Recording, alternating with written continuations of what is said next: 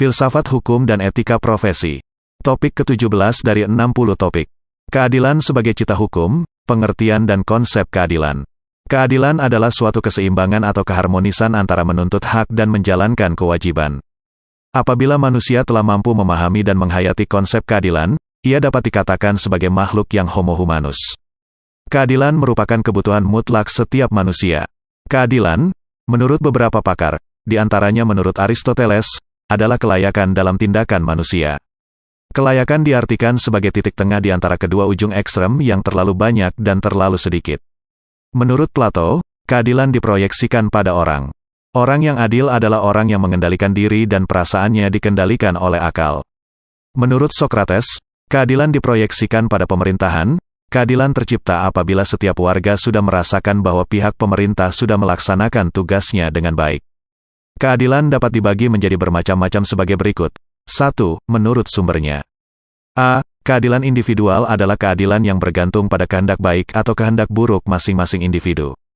B. Keadilan sosial adalah keadilan yang pelaksanaannya bergantung pada struktur-struktur tersebut, seperti dalam bidang politik, ekonomi, sosial budaya, dan ideologi.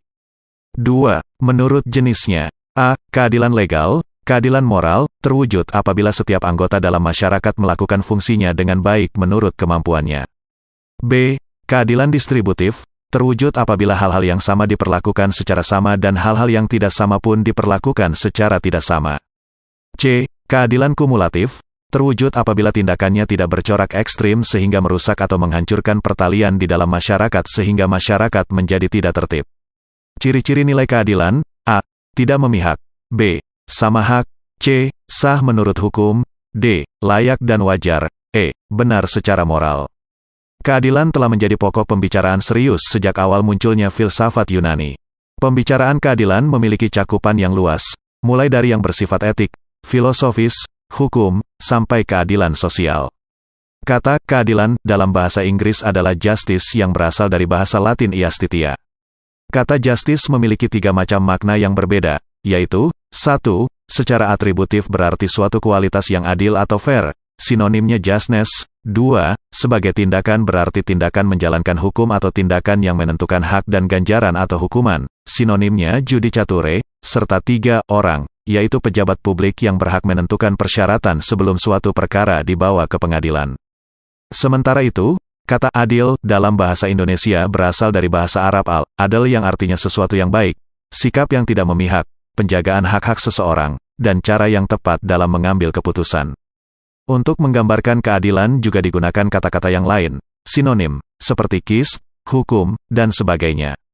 Sementara itu, akar kata adil dalam berbagai bentuk konjugatifnya bisa saja kehilangan kaitannya yang langsung dengan sisi keadilan itu. Misalnya ta'dilu artinya mempersekutukan Tuhan dan adil artinya tebusan. Beberapa kata yang memiliki arti sama dengan kata adil dalam Al-Quran digunakan berulang-ulang. Kata al-adl dalam Al-Quran dalam berbagai bentuk terulang sebanyak 35 kali. Kata al-qist terulang sebanyak 24 kali. Kata al-wajnu terulang sebanyak kali, dan kata al-wasd sebanyak 5 kali. Hubungan hukum dan keadilan. Keadilan merupakan salah satu tujuan hukum yang paling banyak dibicarakan sepanjang perjalanan sejarah filsafat hukum. Tujuan hukum bukan hanya keadilan, tetapi juga kepastian hukum dan kemanfaatan hukum. Idealnya, hukum memang harus mengakomodasikan ketiganya. Putusan hakim, misalnya, sedapat mungkin merupakan resultan dari ketiganya. Sekalipun demikian, tetap ada yang berpendapat bahwa di antara ketiga tujuan hukum tersebut, keadilan merupakan tujuan hukum yang paling penting. Bahkan ada yang berpendapat bahwa keadilan adalah tujuan hukum satu-satunya.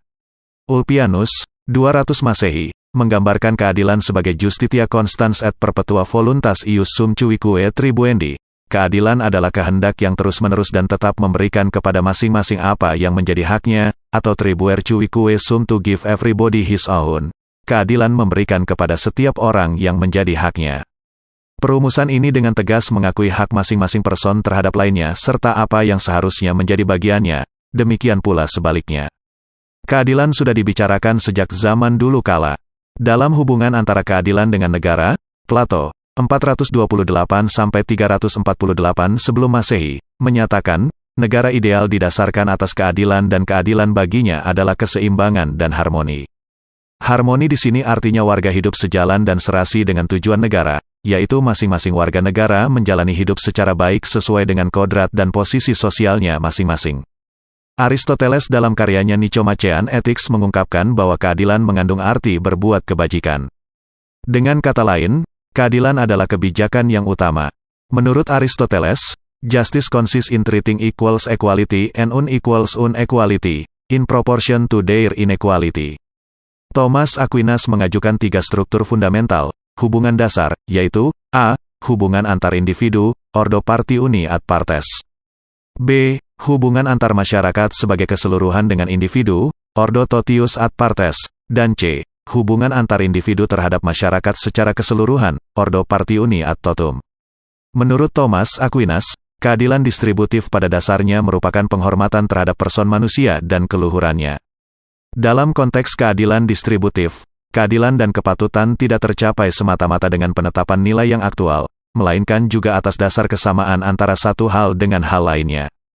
Ada 2 bentuk kesamaan, yaitu kesamaan proporsional, dan kesamaan kuantitas atau jumlah. Friedman menyatakan, formulasi keadilan Aristoteles merupakan suatu kontribusi terbesarnya bagi filsafat hukum. Di samping itu, ia juga membedakan keadilan menurut hukum dan keadilan menurut alam. Keadilan alamiah adalah keadilan yang daya berlakunya tidak dipengaruhi oleh ruang dan waktu serta keberadaannya bukan hasil pemikiran masyarakat. Keadilan hukum adalah keadilan yang pada asalnya tidak berbeda, tetapi apabila telah dijadikan landasan, ia menjadi berlainan. Thomas Aquinas membedakan keadilan atas 2 kelompok, yaitu keadilan umum, iustitia generalis, dan keadilan khusus, iustitia specialis. Keadilan umum adalah keadilan menurut kehendak undang-undang yang harus ditunaikan demi kepentingan umum. Selanjutnya, keadilan khusus adalah keadilan atas dasar kesamaan atau proporsionalitas. Keadilan khusus ini dibedakan menjadi keadilan distributif, iustitia distributiva, keadilan komutatif, iustitia komutativa, dan keadilan vindikatif, iustitia vindicativa. Keadilan distributif adalah keadilan yang secara proporsional diterapkan dalam lapangan hukum publik secara umum. Sebagai contoh, negara hanya akan mengangkat seorang menjadi hakim apabila orang itu memiliki kecakapan menjadi hakim. Keadilan komutatif adalah keadilan dengan mempersamakan antara prestasi dan kontraprestasi.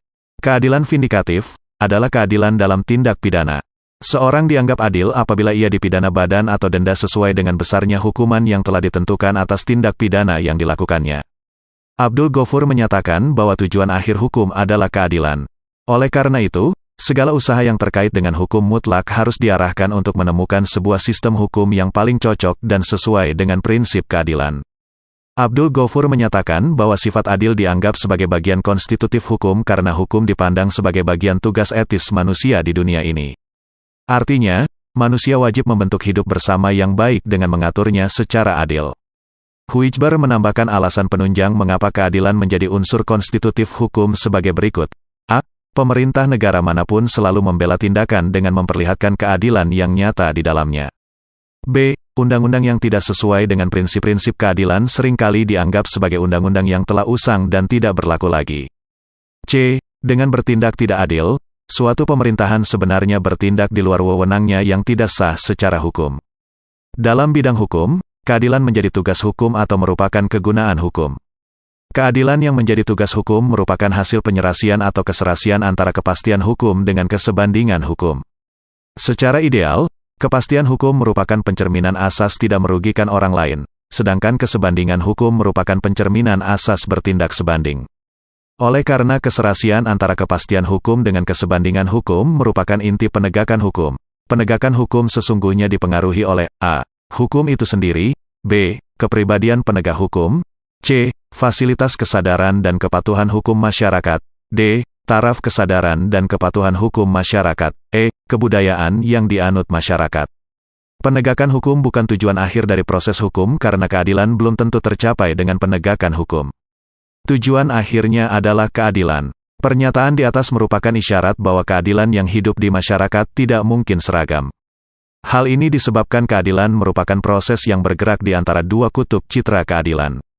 Abdul Ghafur dalam bukunya Filsafat Hukum, Aliran, dan Sejarah, menyatakan bahwa para sarjana Inggris dan Amerika dalam memegang prinsip keadilan lebih banyak diwarnai dengan filsafat empirisme dan pragmatisme. Pada intinya, pandangan ini beranggapan bahwa kebenaran berasal dari pengalaman dan praktik hidup. Karena itu, yang diutamakan dalam menangani hukum adalah hubungan dengan realitas hidup, bukan dengan prinsip-prinsip abstrak tentang keadilan. Oleh karena itu, adil dan tidak adil tidak terpengaruh oleh pengertian tentang hukum, tetapi lebih banyak diwarnai oleh realitas pragmatis. Konsekuensi pandangan ini sebagai berikut. 1. Pada prinsipnya, hukum tidak melebihi negara, yang dianggap sama dengan rakyat. Hukum adalah sarana pemerintah untuk mengatur masyarakat secara adil, tidak ada instansi yang lebih tinggi dari hukum. Karena kemungkinan dari ketidakadilan tetap ada, diharapkan bahwa dalam praktik hukum keyakinan-keyakinan rakyat dan kebijaksanaan para hakim menghindari penyimpangan yang terlalu besar. 2. Hukum adalah apa yang berlaku de facto. Itulah akhirnya tidak lain dari keputusan hakim dan juri rakyat. Sementara itu, rakyat juga menyadari bahwa hukum tak lain dari apa yang telah ditentukan. 3. Menurut aliran empirisme, hukum sebagai sistem tidak mewajibkan secara batiniah sebab tidak dipandang sebagai bagian tugas etis manusia. Hukum harus ditaati sebab ada sanksi bagi pelanggaran berupa hukuman, sedangkan ketaatan secara batiniah lebih banyak disebabkan oleh keyakinan agama. Demikianlah materi topik ke-17 Filsafat Hukum dan Etika Profesi. Channel ini membantu memahami mata kuliah bagi para mahasiswa di perguruan tinggi manapun di Indonesia dan masyarakat umum. Video tutorial S1 Ilmu Hukum, S1 Ilmu Pemerintahan, S1 Ilmu Komunikasi, S1 Ilmu Manajemen, S1 Ilmu Administrasi dan lainnya disajikan di channel. Video tutorial dituturkan dan disubtitelkan agar dapat ditonton, dibaca sambil didengarkan. Untuk pemahaman yang lebih baik, putar dan dengarkan video tutorial berulang-ulang. Subscribe dan like, agar Anda mendapatkan update tutorial lainnya. Bagikan link video ini, agar teman lain juga mendapatkan manfaat channel ini. Sampai jumpa.